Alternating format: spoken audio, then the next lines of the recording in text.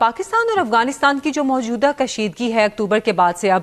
آپ اس کو کس طرف جاتا دیکھ رہے ہیں؟ کیا اس کا حل نکلے گا یا آپ کو لگ رہا ہے کہ مزید آگے کی طرف بڑھے گی؟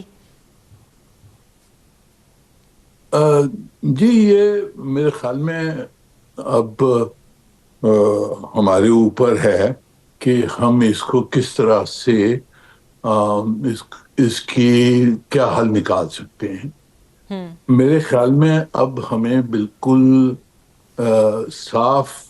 بتانا چاہیے طالبان کو اور جو دوسرے ممالک ہیں جو میڈیٹ کرنا چاہتے ہیں ان سب کو بتانا چاہیے کہ ہماری ڈیمانڈز کیا ہیں، اور میرے خیال میں ہماری ڈیمانڈز بڑی کلیئر ہونی چاہیے کہ جو ٹی ٹی پی اور بی ایل اے جو جن کو پناہ دی ہے انہوں نے سیف ہیونز وہاں ہیں، ان کو ان طالبان نے ڈیزارم کرنا ہے اور ویریفائیبلی طریقے سے ان کو ڈیزارم کر کے یا ایکسپیل کرنا ہے، یا ان کو اپنے بارڈر سے ہٹا کر پاکستان کے بارڈر سے ہٹا کر کہاں اور ان کو رکھنا ہے۔ تو ان کی ڈیزارمنٹ اور ان کی ایکسپلشن، یہ دو ہماری بالکل صاف ڈیمانڈز ہونی چاہیے کہ اس وقت اگر امن چاہتے ہیں پاکستان کے ساتھ تو یہ انڈسپینسیبل سٹیپس ہیں جو ان کو لینے ہوں گے، اور پھر ہم سیز فائر مانیں گے جب تک کہ ہمارے ڈیمانڈز کلیئر نہیں ہوں۔ جی سر، آپ اپنی بات کنٹینیو کیجئے۔ نہیں، میں کہہ رہا تھا کہ جب تک کہ ہمارا نیریٹو کلیئر نہیں ہوگا، ہماری ڈیمانڈز کلیئر نہیں ہوں گے، تو پھر یہ ارد گرد یہ باتیں چلتی رہتی ہیں، پھر ٹیمپرری سیز فائر ہو جائے گا، پھر واپس سے یہ شروع ہو جائے گا معاملہ۔ تو ہم نے بڑی کلیئر ڈیمانڈز دینی ہیں اور ہم نے یہ بتانا ہے کہ یہ جب تک ہماری ڈیمانڈز یہ نہیں فلفل ہوں گے تو ہم بالکل فریڈم آف ایکشن رکھیں گے کہ ان کو ہم نے مارنا ہے اور ان کو ختم کرنا ہے۔ منیر صاحب، لیکن ڈیمانڈز اور اگر پاکستان کے نیریٹو کی بات کریں وہ تو پہلے بھی کلیئر تھا، کیونکہ جس طرح سرحد پار سے پاکستان میں دہشت گردی ہو رہی تھی، پاکستان بارہا اس معاملے کو عالمی سطح پر بھی اٹھا چکا تھا، دوست ممالک کے سامنے بھی اٹھایا گیا، اقوام متحدہ میں بھی اٹھایا گیا۔ کس طرح کلیئر کرنے کی ضرورت ہے کہ افغان طالبان کی حکومت کو سمجھ آ جائے کہ پاکستان کیا کہنا چاہتا ہے، پاکستان کیا فیس کر رہا ہے، کس طرح دہشت گردی کو فیس کر رہا ہے؟ جی دیکھیے، ہم نے جو حقیقت ہے وہ تو سب کے سامنے ہم نے پیش کی ہے، پر ہم نے اب دکھانا ہے کہ ہماری ڈٹرمینیشن دکھانی ہے کہ یہ جب تک کہ یہ ایکشن نہیں لیں گے جو ہم چاہتے ہیں اور جو ضروری ہے، جب تک یہ ایکشن نہیں لیں گے تو پاکستان کے پاس پورا اختیار ہونا چاہیے کہ ہم یہ دہشت گرد جو ہمارے اوپر جو حملہ کر رہے ہیں سیف ہیون سے افغانستان، ان کے خلاف ہم ایکشن لیتے رہیں گے، اور یہ لیجٹیمیٹ ایکشن ہے، یہ انٹرنیشنل لاء کے تحت اور سیکیورٹی کاؤنسل ریزولوشنز کے تحت یہ لیجٹیمیٹ ایکشن ہے، اور اس میں طالبان ہماری حمایت کریں، اگر نہیں کرتے تو ہمیں فریڈم آف ایکشن دیں کہ ہم ان کی صفائی کر لیں۔ تو یہ ہمارے ڈیمانڈز ہونی چاہیے، اور پوری دنیا کو یہ کلیئرلی بتانا کہ یہ ہمارے ڈیمانڈز ہیں، اور جب تک یہ ڈیمانڈز پورے نہیں ہوں گے تو پاکستان اپنا ہاتھ نہیں روکے گا۔ لیکن منیر صاحب، طالبان کی جب یہ حکومت آئی تھی تو پاکستان کے ساتھ تعلقات کچھ بہتر تھے ان کے، اس کے بعد جو خارجی ہیں یا پھر جو سرحدوں پر دہشت گرد موجود ہیں، یہ وہی لوگ ہیں جن کے افغان طالبان کے ساتھ اندر کوئی نہ کوئی رشتہ داریاں ہیں، کوئی نہ کوئی تعلقات ہیں۔ تو پھر ہم کیسے ایکسپیکٹ کر سکتے ہیں کہ وہ ان کے خلاف کارروائی کریں گے؟ دنیا کس طرح پریشر ڈالے افغان طالبان پر، کیونکہ ابھی تو دنیا نے افغان حکومت کو ہی تسلیم نہیں کیا۔ جی صحیح ہے، پر ان کے اوپر پریشر ڈل سکتا ہے۔ دیکھیے، پورے جو خطے میں جو بھی ہمسائے ملک ہیں ان سے ہم منوائیں کہ جی جب تک یہ ایکشن نہیں لیں گے آپ تجارت نہ کریں ان کے ساتھ، آپ اپنے بارڈرز بھی بند کر دیں ان کے خلاف۔ We can go to the extent کہ ہم کہیں کہ جی نو فلائی زون ہوگا ان کے اوپر۔ تو اس قسم کی ایکشنز ہم لے سکتے ہیں، اور یہ پورے خطے میں جو ممالک ہیں ان سب کو سمجھانا ہوگا کہ اگر ہماری ساتھ انہوں نے نہیں دی اور ایک یونیفائڈ ایکشن نہیں لیا تو دہشت گردی ہمارے خلاف جو پھیلی ہے وہ ان کی طرف بھی آ سکتی ہے، آ رہی ہے۔ ان کے خلاف بھی طالبان، یہ جو 20 ادارے وہاں دہشت گرد ادارے بیٹھے ہیں، وہ انہوں نے تاجکستان کے خلاف، ازبیکستان کے خلاف، ترکمانستان کے خلاف، ان سب کے خلاف دہشت گردی ہوئی ہے، ایران کے خلاف ہوئی ہے۔ تو ہمیں جی بالکل۔ سب کو یونیفائڈ پوزیشن لینی ہے اور ان کے اوپر دباؤ ڈال کے دہشت گردوں کو ختم کرنا ہے افغانستان سے۔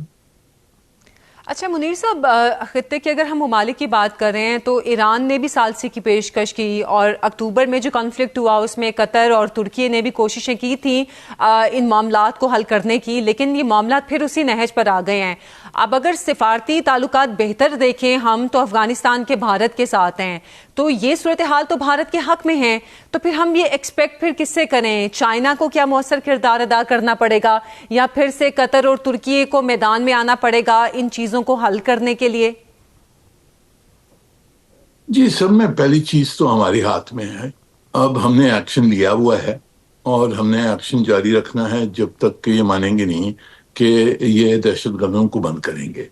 دوسرے جو ممالک ہیں جو میڈیٹ کرنا چاہتے ہیں انہوں نے بھی نرمی دکھائی تھی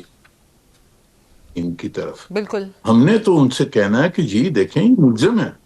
یہ تو کرمنل ایکشن ہے کہ ٹیررسٹ سیف ہیونز کو یہ دے رہے ہیں اور ہماری طرف یہ ٹیررزم پھیل رہا ہے،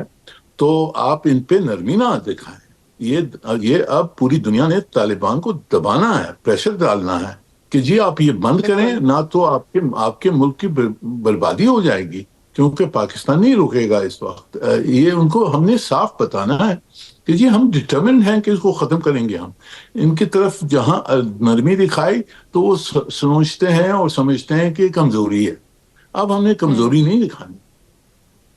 اچھا منیر صاحب، بھارتی وزیر اعظم کے دورہ اسرائیل پر بہت سے مسلم ممالک جو ہیں ان کی بھی نظریں ہیں، اور یقیناً ان ممالک کے لیے تشویشناک صورتحال بھی ہے، کیونکہ ایک طرف اسرائیل جینوسائیڈ کر رہا ہے اور ایک طرف نریندر مودی کشمیر میں جینوسائیڈ کر رہا ہے۔ آپ کے خیال میں یہ دونوں ملک مل کر کیا افغانستان کی مدد کے لیے آ سکتے ہیں، یا افغانستان کے حق میں کوئی راہ ہموار کر سکتے ہیں؟ جی دیکھیں، میں تو بہت عرصے سے کہہ رہا ہوں کہ ہندوستان اور اسرائیل کی الائنس ہے، اور ان کا ایجنڈا جو ہے وہ ایک اینٹی مسلم ایجنڈا ہے، بالکل فلسطینیوں کے خلاف، کشمیریوں کے خلاف، ہندوستان کے مسلمانوں کے خلاف، پاکستان کے خلاف، اور جو دوسرے مسلمان ممالک ہیں ان کو بھی سمجھنا چاہیے کہ اسرائیل پہلے اس نے جو فلسطینیوں کو ختم کیا، پھر لیبنان میں حملہ کیا، پھر سیریا میں کیا، پھر عراق میں کیا، ان سب ممالک کو ختم کر دیا، ان کی جو طاقت تھی ان کو ختم کر دیا ہے، جورڈن کو بٹھا دیا ہے۔ اب رہ گیا کون ہے؟ اب ایران ہے، ایران کے اوپر حملہ ہو رہا ہے، ایران کو یہ نیوٹرلائز کرنے کی کوشش ہے۔ اس کے بعد میں کیا ہوگا؟ اس کے بعد میں نیتن یاہو نے تو صاف کہا ہے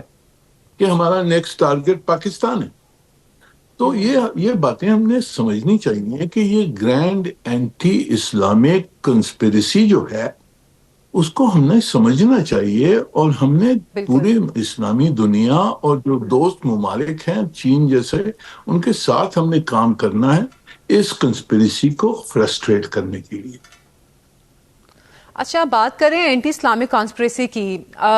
تو ہم اس صورت کو اس طرح بھی دیکھ سکتے ہیں کہ پاکستان اور افغانستان کو ایک طرف مصروف کر دیا گیا ہے اور دوسری طرف ایران پر حملہ کرنے کی بھی تیاریاں کی جا رہی ہیں، تو خطے میں کوئی بڑا مقصد حاصل کرنے کی کوشش کی جا رہی ہے، اس لیے تمام ممالک، مسلم ممالک کو خاص طور پر آپس میں الجھا دیا گیا ہے۔ اسلامی دنیا میں جو فتنے ہوئے ہیں، جو ڈویژن کی گئی ہے ایران سعودی عرب کے درمیان، جو شیعہ سنی فرکشن رہی ہے، یہ سب پھیلائی ہے، ایک یہ کنسپریسی کا ایک پارٹ ہے۔ اور اب بالکل ان کا دیکھیں، پہلے سیریا کو ختم کیا، عراق کو ختم کیا، لیبنان کو بٹھا دیا، جورڈن کو دباؤ ڈال دیا، سعودی عرب پہ پریشر ہے، اب ایران کے اوپر حملے ہوں گے۔ اس کے بعد میں جو اسرائیلی پرائم منسٹر ہے اس نے تو کہا ہے کہ ہم ایران کے بعد میں ہمارا ٹارگٹ پاکستان ہے۔ تو ہمیں یہ سمجھنا چاہیے کہ ہمارے ساتھ کیا ہو رہا ہے، اسلامی دنیا کے ساتھ کیا ہو رہا ہے، اور پاکستان کہاں کھڑا ہے، اور کہاں ہم نے کیا کرنا چاہیے۔ ہم نے پورے اسلامی دنیا اور ہمارے دوست ممالک جیسے چین ہے ان کے ساتھ مل کر یہ کنسپریسی کو فرسٹریٹ کرنے کی ضرورت ہے۔